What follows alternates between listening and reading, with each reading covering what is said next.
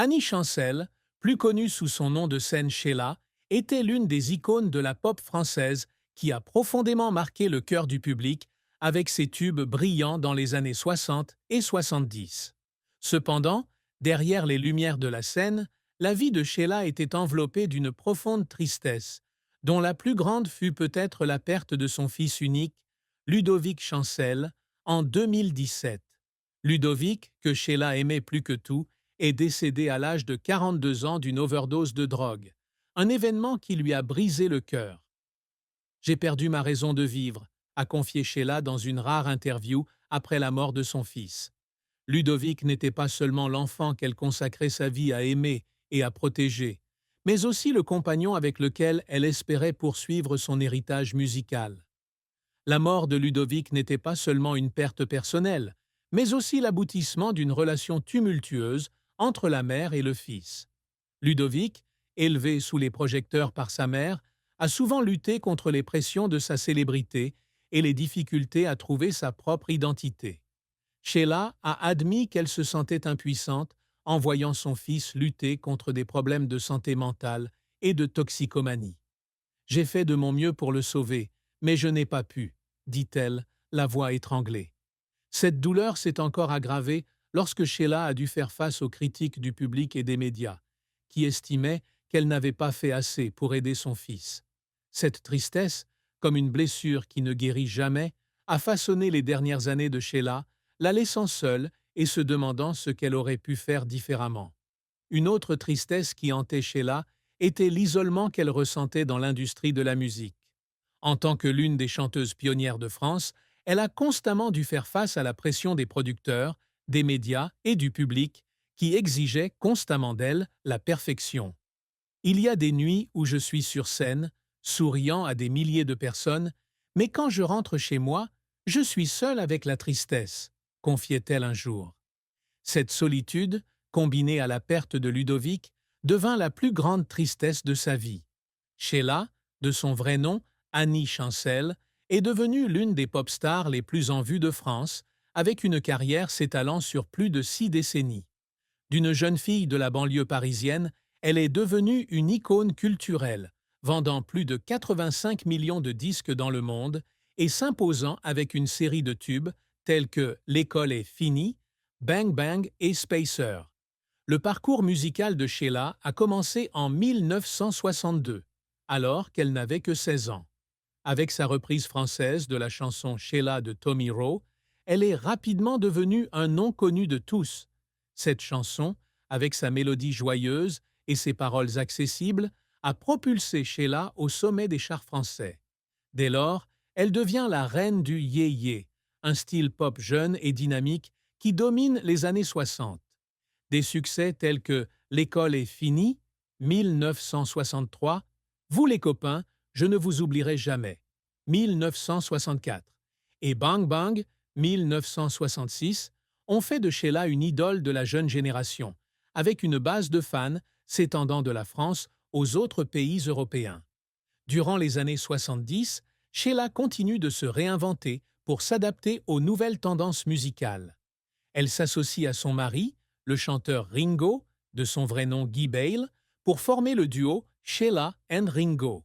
Des chansons telles que Les gondoles à Venise, 1973, et Ne fais pas tanguer le bateau, 1974, connaissent un grand succès, consolidant sa position dans l'industrie musicale.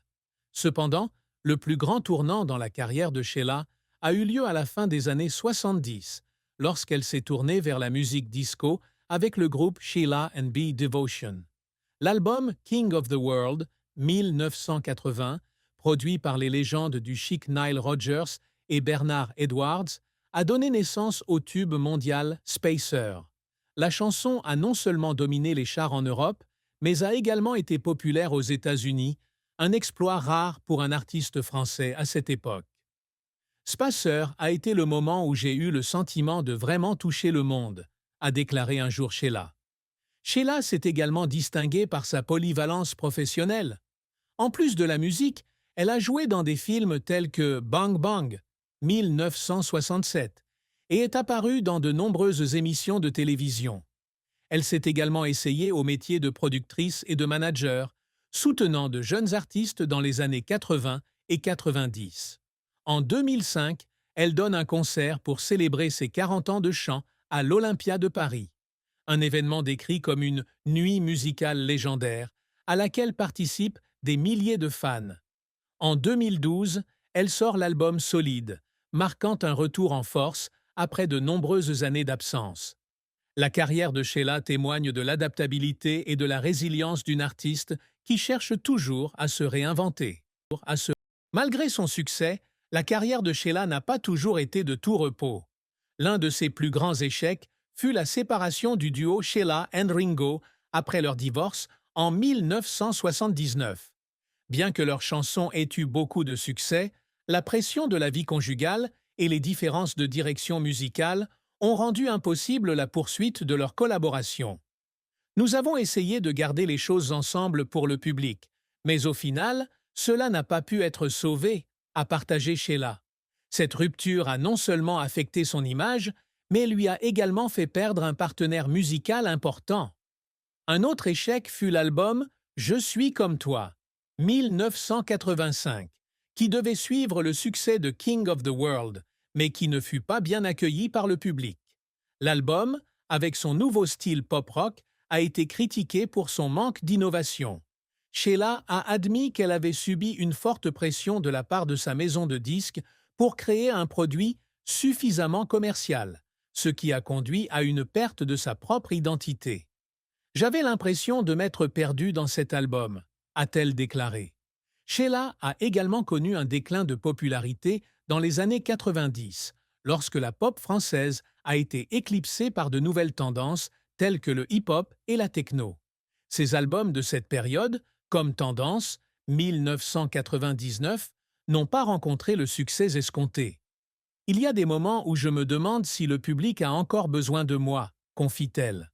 Cet échec l'oblige à se retirer temporairement de la scène, se concentrant sur sa vie personnelle et s'occupant de son fils Ludovic. Sheila n'est pas quelqu'un qui montre facilement ses émotions en public, mais il y a des moments où elle ne peut retenir ses larmes. L'une d'elles s'est produite lorsqu'elle a reçu la nouvelle du décès de Ludovic en 2017.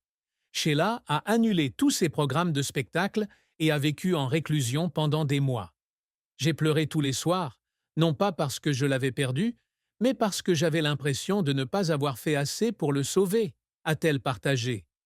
Un autre moment qui l'a fait pleurer a été lorsqu'elle s'est produite à l'Olympia en 2005. À la fin du concert, alors que le public s'est levé et a applaudi, Sheila a fondu en larmes sur scène. « J'ai regardé le public et j'ai vu des gens qui m'accompagnaient depuis mes 16 ans. J'ai pleuré, consciente de la chance que j'avais », a-t-elle déclaré. Ses larmes n'étaient pas seulement de joie, mais aussi de soulagement après des années de lutte pour maintenir sa position dans l'industrie de la musique.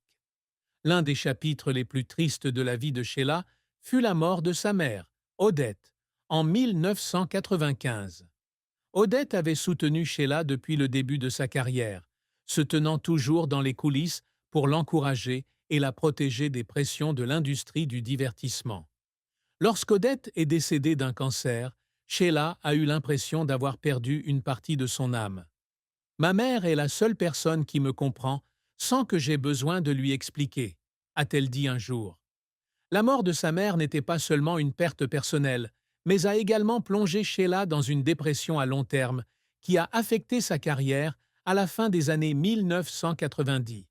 Cet événement est devenu encore plus douloureux lorsque Sheila a réalisé qu'elle n'avait pas passé assez de temps avec sa mère en raison de son emploi du temps chargé.